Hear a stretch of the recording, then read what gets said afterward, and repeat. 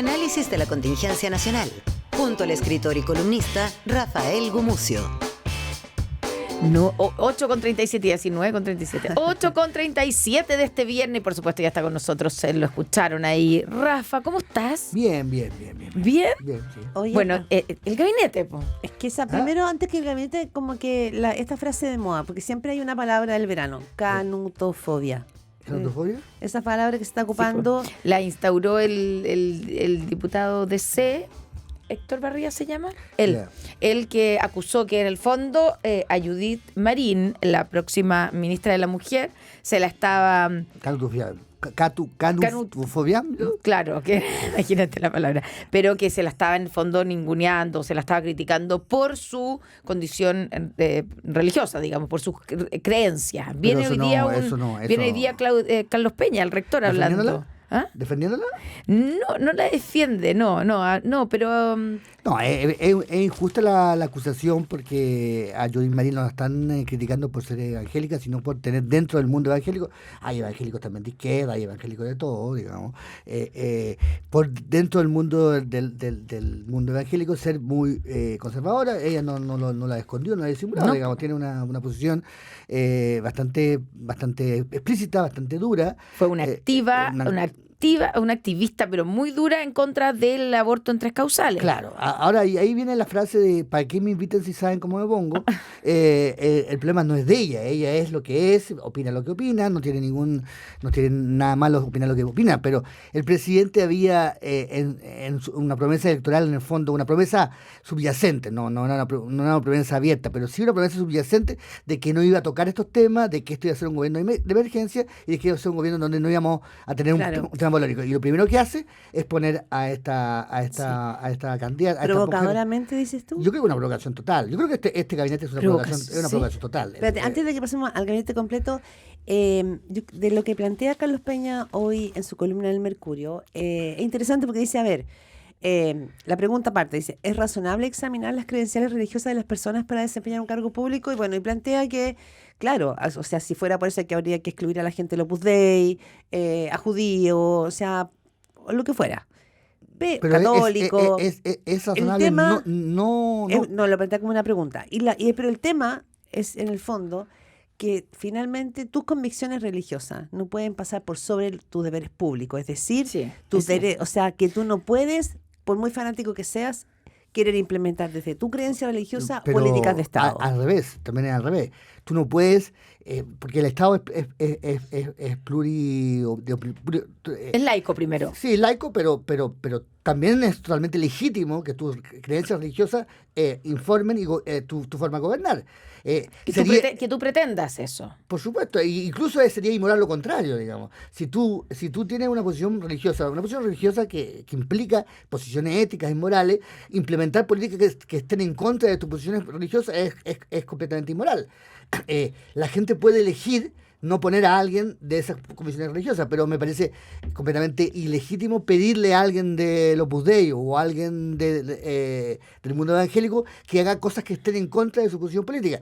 Está la famosa frase de Giscard d'Estaing de que él, siendo católico, estaba contra el aborto, eso es el catolicismo, digamos. Pero tú dices que otras religiones u otros tipos de catolicismo, porque uno podría pensar también en el Opus Dei, por ejemplo. Bueno, pero el evangelismo es una forma, sobre todo la forma de ella, es una forma de fundamentalismo evangélico. Sí. Otra cosa es ser luterano, digamos, otra cosa es ser... ellos tienen una posición política, es una religión política. Las religiones cristianas son religiones políticas, también el Islam son religiones políticas, no son religiones solo espirituales, no es como ser... o sea, tú planteas que no se puede separar una persona que tiene este nivel de creencia. No se puede separar de su rol público, no puede, su rol privado. Su creencia implican ideas políticas que son todas dentro de lo legal, dentro de las posiciones de Judith Marín no son posiciones que están fuera de la República, digamos. No. Son posiciones que son perfectamente legítimas, pero tú no puedes ponerla a ella y después pedirle que ella legisle contrariamente a lo que ella piensa. Oye, pero eso significa, porque la gran pregunta que uno se hace aquí es, esto va a significar, porque habíamos visto a un José Antonio Kast diciendo una y otra vez, o no sé si dice, pero que esto es un gobierno de emergencia, por lo tanto, de los temas que se van a preocupar son como 3, y que la batalla cultural no va a existir o no se va a meter en temas nombrados como valóricos. Bueno, eso fue una ingenuidad absoluta. Entonces, ¿tú crees que Judith Marín se va a ir por la suya o que José Antonio Kast no va a cumplir con lo que dice y, por ejemplo, va a empezar, porque la pregunta es, tenemos aborto en 3 causales, ¿va a haber un intento de retroceder o digamos? Me parece que quizás no, pero sí es lógico que no. O sea, lo lógico es que si yo pongo a Judith Marín es para porque ella tiene opiniones. Si yo elijo una persona con sus opiniones, con su currículum, es porque yo quiero que esa gente haga lo que crea. Es como si yo invito a un chef vegetariano y después le pido que haga un asado. Absurdo. Creo que es importante también poner sobre escena algo que alguna vez han dicho otros voceros de distintos colores políticos, es que acá ganó, bueno, se lo eligió. Acá ganó la democracia, es una mayoría política, ¿no es cierto? Pero ganó pero con una promesa que no está cumpliendo. Es que no sabemos, Rafael. No, ya la señal. O sea, pero todavía ni siquiera llega a sentarse al escritorio. El haberla puesto, dice Rafa. La señal de haberla puesto y haber puesto a 2 defensores de Pinochet en defensa y en justicia. Y en justicia, ya es una señal Justicia política. y derechos humanos. Derechos humanos, sí. Ya es una señal clara de que él no va a cumplir. Esto no es un gobierno de emergencia por ningún lado, digamos. Los 2 únicos ministros de emergencia, digamos, los dos únicos ministros que uno podría decir que son ministros ejecutivos que tienen que ver con solo ejecutar una política son Alvarado y García Claudio Romero. Alvarado. Claudio Alvarado y García Romero. El resto de los ministerios son todos unos ministerios ideológicos, digamos. Sí cumple con el requisito, sí, que uno podría decir un poco de gobierno de emergencia en el sentido de que hay un amplio arco de gente que viene de distintos lados. Yo creo que más de la mitad del gabinete votó por el no. Incluso muchos de ellos fueron del PPD, del PS. Más de la mitad del gabinete o más o menos la mitad. Por el no. El del gabinete de José Antonio Kast. Si tú miras bien, no sé si es más de la mitad, pero por ejemplo. A ver. Jimena Rincón. Quirós votó por el no. Sí, por eso ha dicho. Quirós votó por el no. Jimena Rincón, Jaime Campo, Raus. Raúl, sí, pues Raúl era filo PPD, era cercano a ese mundo. Pancho Undurraga. 7. Bueno, son 7 de cuánto. 7 de 24. Bueno, podría buscar más, pero son 7 de 24. O sea, no había 7 de 24 en el gobierno de Piñera. La Piñera había votado por el no, pero el resto de su gabinete, muy pocos, digamos. Pero muchos de estos no habían votado también. Eso significa, y lo que es un hecho, es que no es más amplio. Bueno, pero. No, pero perdona, hay un pivote esencial. Es el pivote esencial es que Sebastián Piñera ganó porque había una persona de la derecha que votó por el no. Si no sabría entender. Habló de los cómplices pasivos. El dato hoy día es que el presidente electo, José Antonio Kast, nunca ha renegado de ser pinochetista, nunca. Entonces, el dato es que por primera vez gana en Chile esa derecha que apoyó a Pinochet y que no se dijo cómo Sebastián Piñera. Lo interesante, Claudia, es lo que se ve debajo del agua. Es cierto, este es un gobierno mucho más de derecha que el gobierno de Piñera. Era esperable, de esperar. Y en algunas carteras clave tiene a personas que son dirigidas, que están en ese ámbito ideológico. Pero también eso es la democracia. Lo interesante es que han pasado muchos años y han pasado muchas cosas y de alguna forma la teoría del nuevo clivaje es lo que implementó en cierto sentido Kast en este gobierno. ¿Solo por sumar a Jimena Rincón? No, porque lo que te estoy diciendo, Jimena Rincón, Poduje, Campos, como te digo, Quirós, Raus,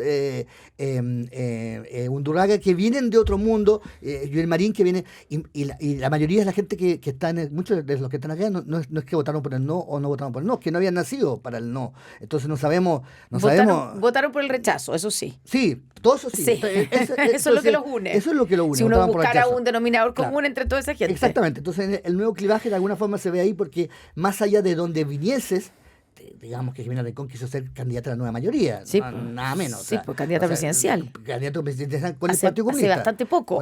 Sí, bastante poco, con el Partido Comunista. Y Jaime Campos fue ministro de la nueva mayoría, no de la Concertación, digamos. Exacto, Estamos hablando de Bachelet. de gente que estuvo con el Partido Comunista. Bueno, lo que une es el no. Y lo que une también, fundamentalmente, el gabinete es la desconfianza hacia el Estado. La mirada despectiva hacia el Estado y la mirada proactiva hacia lo privado, digamos, hacia el mundo de lo privado, hacia una visión de lo privado como algo esencial y como el motor del país y no el Estado en ninguna de sus Ya, tú partes. decías que era, dijiste que era una provocación el gabinete en general. En estas señales sí, digamos. Ya. Provocación es poner a Quirós después de que todo el mundo dijo que no ponga a Quirós. Pero si es el presidente. Sí, bueno, si elige su el gabinete, presidente tiene todo el derecho a hacer lo que no quiera. se vota, no Pero hay por la- votación popular para elegir a su El presidente ministro. tiene todo el derecho a hacer lo que quiera, pero no tiene derecho a que uno no repare en lo que No, hizo. claro, pero Es decir, ya, no. y tú dices por todo lo que digamos, por todas las críticas, por su participación en los casos de colusión, como... Que no son críticas baladíes, son críticas interesantes, importantes, digamos. Sí, no, Porque, yo no estoy... pero por eso pro- a eso te refieres tú, con Claro, que... bueno, provocación en el tema de los intereses, digamos, de los intereses cruzados. Es cierto que nos pusieron a Santiago Montt por esto, Sí. pero si uno mira bien el nivel de intereses que tienen muchos de estos ministros, que son gente que ha trabajado en la industria, que tiene mucha importancia dentro de la industria, por ango, por manga, muchos de los ministerios tienen que ver con sus carteras, digamos. Porque, Pero espérate, pero por ejemplo, Cancillería, estoy pensando en Pérez Maquena, que es el máximo ejecutivo durante 30 años de Quiñenco, mano derecha, Andrónico Luxich. no tiene ningún interés fuera del país. No Luxich no tiene ningún interés fuera del país. No tiene ningún interés. ¿Tú crees que...? Yo no sé, yo estoy seguro que no lo va a hacer. Yo no digo eso. Lo que estoy diciendo es una provocación cuando Chile entero se indignaba porque el señor de Gasco estaba ahí. Y decía, El señor de Gasco es uno de los tipos más pobre y pichuchi de este candidato. O sea, Pérez Maquena es 15 veces Claro. Pérez Cruz, digamos. Salgan de mi Salgan de mi playa, salgan de mi playa. Yo creo que Pérez Maquena tiene mucho mejores modales que este señor. Por supuesto. Pero este señor Pérez Cruz podría limpiarle los zapatos a Pérez Oye, que habrá Maquena, sido digamos. Vela, yo O sea, creo que- entonces, una provocación Oye, y también. tiene su viña No, bastante sí, bien es creada. pero muy junto- interesante, yo lo quiero mucho. Pero, pero- quiero decir, es una provocación. El club de Cachagua, del que se reprochaba a Piñera, este no es el club de Cachagua, porque son gente que no va a Cachagua. Cachagua para ellos es nada. Es decir, ¿Qué va a dónde, dices tú? Al sur. no sé, Barro de Rasuri es una de los Sí, pues. ¿cómo se llama? Oficinas de abogados. Más importantes del país, con una cantidad. El señor Rabat también es un hombre muy Ya, importante. pero o sea, déjame plantearte otra cosa que también es importante porque podemos hacer, ¿no es cierto? Otra cosa en el diseño que llama la atención y que reparó en esto Pablo Longueira en una entrevista que dio en La Tercera, tiene que ver con este diseño, más allá de que habló de un gobierno improvisado, qué sé yo, del segundo piso. Hoy día no hay dos voces que en el mundo de la derecha no miren, ¿no es cierto?, con una gran atención a una figura que se llama Alejandro Irarrázaval, que es el hombre clave del segundo piso y del que se habla que es el más poderoso. Es decir, él decía, dejando fuera a los partidos políticos, decía Longueira, tú es pan para hoy, hambre para mañana, porque te guste o no te guste, tú tienes que gobernar con los partidos políticos, no solo por el Congreso, sino que necesitas esa musculatura. No puedes quedar en el aire. Y también, decía él, estos gobiernos muy encapsulados, con segundos pisos muy potentes, donde se toman las grandes decisiones, desafectan a los partidos políticos. Por eso, decía él, creo que muchos ministros van a tener fecha de vencimiento como el yogur. Pero que yo creo que hay un diseño ideológico. Yo creo que es un gabinete muy ideológico, muy pensado justamente en el desprecio hacia los partidos políticos, hacia el Estado, hacia los sindicatos, hacia los gremios. A mí la ministra de Educación me parece muy agradable y muy simpática, pero te juro que no sé cuánto tiempo puede durar frente al colegio de profesores y la fecha y todo eso. Puede ser que no, ojalá me equivoque, digamos, puede ser igual que Longueira, que siempre dice que ojalá se equivoque, pero sabe que ojalá no se equivoque. Todo este gabinete de gente gente muy joven que hace paper serán mucho mejor expectadas que la gente del Frente Amplio, pero no son muy distintos en el sentido de que si tú tenías 39 años, estudiaste sociología, como la María Jesús Wolf, al final, si estudiaste sociología, tenías 39 años, no eres muy distinto de alguien que estudió sociología y tiene 39 años que sea del Frente Amplio. Podría haber sido del NAO y podría haber sido del y Libertad y Desarrollo como... Claro, es una elección, pero en el fondo, sociológicamente, en el fondo el origen social, el origen, la cultura de ellos es la misma, digamos. Y se le reprochó mucho ¿cómo se llama? A Boric tener es como la versión para el otro lado, el reflejo de lo que fue el gobierno de Boric. En muchos sentidos, sí, en muchos Eso sentidos, dices sí, tú. claro. Mira. En muchos sentidos, y a veces es como que decían, aquí nos gobiernan los hijos tontos de los ricos, decía creo que... ¿Quién decía eso? Calderón, creo que era el diputado. ¿Calderón se llama? Un diputado, bueno, que estaban sin filtro. Qué pesado, ya. Bueno, eso decía. Pero ahora nos van a gobernar los hijos inteligentes de los ricos. No, yo tengo dudas, digamos. Quizás te refieres a Giovanni Calderón, exdiputado de la UDI. Exactamente, Giovanni Colera. No se me ocurrió, me lo dicen desde el otro lado del sí, vidrio, Gerardo por si acaso. Gómez. Pero viste que estuvo bien el apellido, yo pensé que me iba a equivocar. Bueno, pero entonces la idea es, ahora nos va a gobernar los hijos inteligentes pero son siempre los hijos aparte del directorio, digamos. Bueno, pero eso empieza... Eso. Del directorio que son Pérez Maquena, Rabat y Barros. Y Barros, ese es el directorio. Son el típico directorio que se reúne, hoy están dejando la barra, llega el directorio, todos con su corbata, todos vestidos de negro. Ese va a ser el directorio. Y después van a estar estas ministras jóvenes que van a ser más o menos fusibles, vamos a ver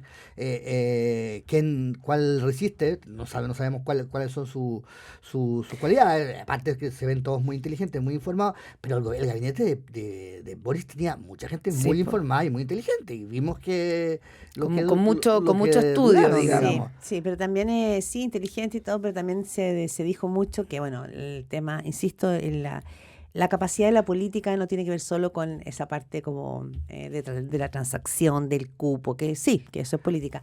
Es también la percepción de las calles, es también, ¿no es cierto?, cómo tú pisas las calles. ¿Cuánta calle tienen? Sí, No, el tema de la... menos calle que Venecia, nunca se ha dicho... nunca ha sido mejor, más apropiado, dices tú. Menos vereda que Caracas, digamos, que no hay vereda. Ya no quedan. Nunca hubo. Quiere decir que sí, no hay mucha calle, digamos. Los que tienen más calle aquí son García Rominotti y Es que la calle es importante, pero, no deja de ser. Bueno, y la ministra de Seguridad también tendrá calle, pero mucha calle. Calles del norte. Tiene calle, tiene Pero son desierto, calles, tiene... Sí, ella tiene, sí, pero el resto no tiene, o sea, y te digo, en ministerios muy sectoriales como educación, es complejo, digamos. Jimena Rincón en energía es un despropósito total, porque energía es una cartera muy técnica, muy compleja. No sabía que tiene mucha energía, eso sí que hemos visto que tiene una cantidad de energía que uno podría enchufar un edificio entero en la cabeza de Jimena Rincón y funcionaría, porque tiene una cantidad de electricidad fuerte. Bien, pero tenemos que ir ya. Pero en todo caso, eso quería decir. Este gabinete es una provocación ideológica, es una propuesta, es una proposición y es un riesgo, digamos. Tengo dinero en la cuenta y voy a gastármelo todo, a ver si resulta. Bien.